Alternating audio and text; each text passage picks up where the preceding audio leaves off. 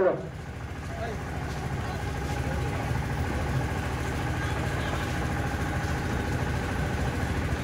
नमस्कार। आज आपण मान मझे आपण प्रिय नेता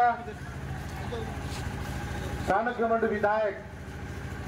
गंजाम टाइगर बड़ भाई रमेश जेना भाई उपस्थित अच्छा समस्त कर्ता दे स्वागत कर अनुरोध करी। आज ये माटी समस्त युवक भाई माने चौधरी भाई को रखती आज आसी समस्त को अनुरोध करी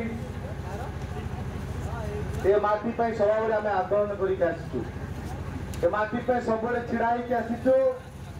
बस्ती बासिंदा स्थायी पट्टा व्यवस्था हो कि युवक मान को नियुक्ति हो कि जिते बड़े क्या अन्याय आम छिड़ा आसीचु आज समय आपण मान फल देवाई मुझर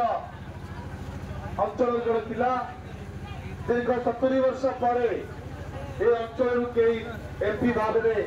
निर्वाचन